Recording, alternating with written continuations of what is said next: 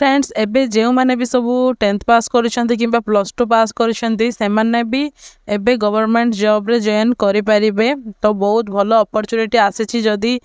एबे आपण माने गवर्नमेंट जॉब रे जॉइन करिया पई चाहुचंती ताहले जाने रखंतु ओएसएससी तरफ रु बहुत सारा वैकेंसीज आसीची 2025 एही वर्ष पई। तो आठी आमे देखि नेबा आज ए वीडियो रे डिटेल्स रे जानिबा कोन कोन वैकेंसीज रहिछि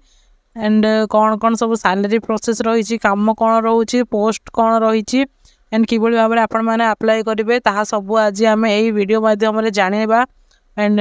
कौन फीस अच्छी कि नहीं से विषय में भी आम यही वीडियो माध्यम जाना एंड इजिली आपण मैंने घर बसिकी कि भाव में अप्लाई करेंगे तापी आम डिटेल्स टी जाना। तो चलतु डिटेल्स टी को देखी नेबा जदि इंटरेस्टेड अच्छी ताहले वीडियो टी को शेष पर्यंत देखु जहाँद्वारा आपण मानकर सब डाउट क्लियर हो पार एंड किसी भी आपण मानकर प्रॉब्लम हेबनी जमती। तो चलतु डिटेल्स टी को देखी नेबा प्रथमे।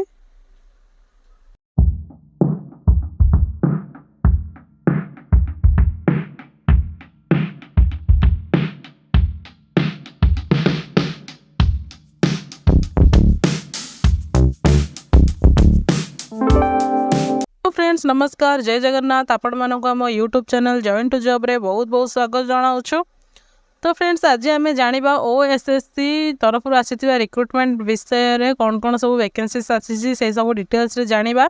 जदि आपण मैंने आम चैनल को प्रथम थर कर चैनल को सब्सक्राइब करने एंड पाखे बेल आइकन को ऑन रखिए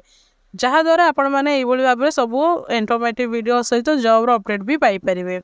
तो चलते डिटेल्स टी देखी नेबा। Odisha staff selection commission recruitment 2025 for 74 posts of junior steno, junior grade typist and other candidate with bachelor's degree 12th can apply online. The online application opens on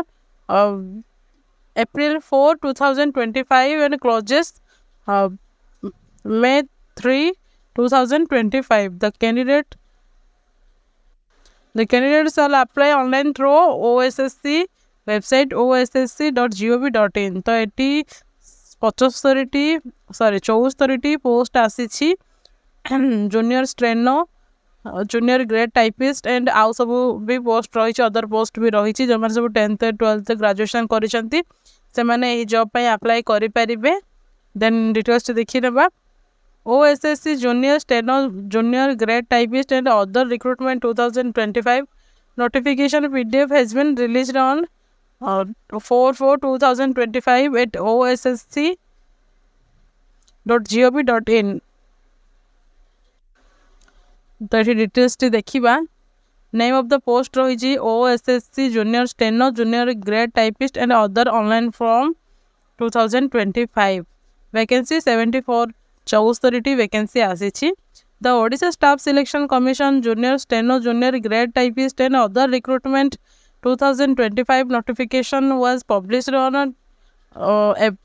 April 4, 2025 and the last date for the apply for this job is May 3, 2025. Those candidates who are interested in the vacancy details and completed all eligibility criteria can read the notification and apply. देखिए junior steno junior grade typist and other vacancies अच्छी। Application fees mention रही ना आम official ये देखी ना notification भी ये देखो स्टार्टिंग डेट 4 रु स्टार्ट हो सारा एंड नेक्स्ट मंथ 3 रे सरीबा को जाउछि। एग्जाम डेट भी अनाउंस है एग्जाम डेट एप्लिकेशन फॉर्म पर ही exam date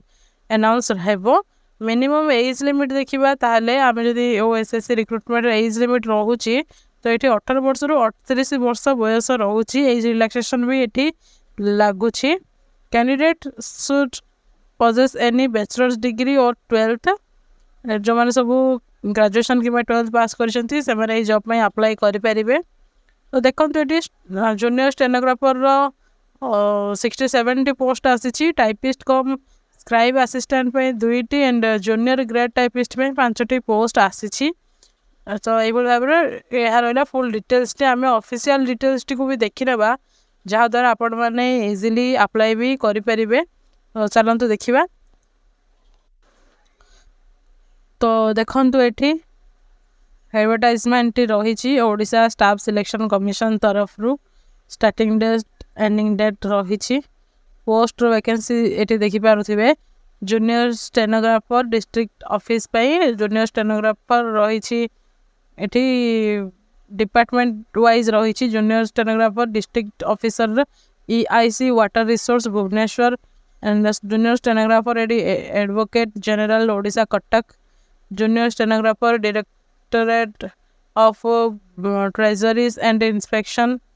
then junior grade typist रही directorate of prison and correctional services group C post रोची typist cum scribe assistant law department Odisha Bhubaneswar तो ये भाव रही देखो ये सैलरी देखो जदि ये सैलरी देखा ताले ये रही यही सब ग्रुप C पोस्ट ये फास्ट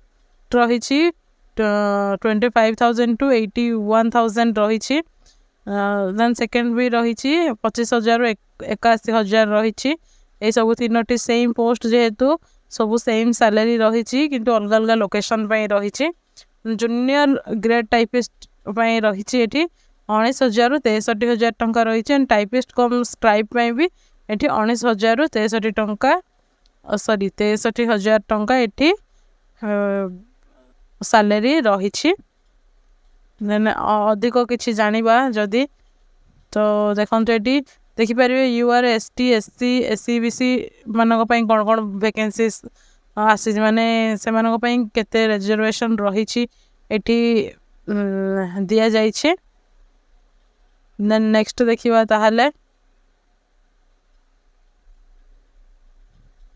एलिजिबिलिटी क्राइटेरिया तो आपण माने जानिछंती देन ये देखा एज लिमिट देखा ताले ये 21 to 32 वर्ष रही